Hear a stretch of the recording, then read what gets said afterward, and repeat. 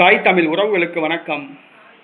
பாரதிய ஜனதா கட்சி மூத்த பெண் தலைவர் அண்ணாமலை கட்சியில் இணைந்தார்.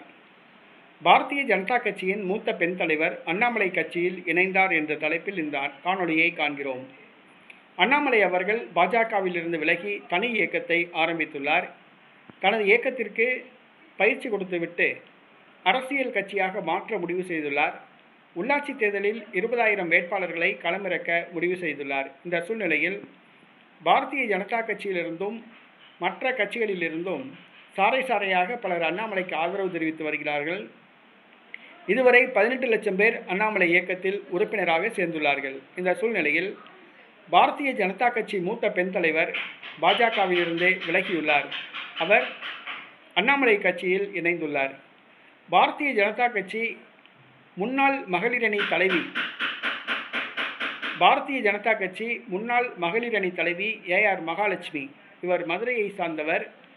இவர் பாஜகவிலிருந்து விலகியுள்ளார். அண்ணாமலை ஆரம்பித்துள்ள கட்சியில் இணைந்துள்ளார்.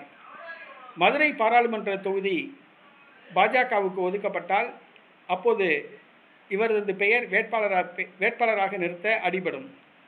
அதேபோன்று பலமுறை சுயேட்சையாக நின்று போட்டியிட்டவர் AR மகாலட்சுமி. தற்பொழுது AR மகாலட்சுமி அண்ணாமலை கட்சியில் இணைந்துள்ளார்.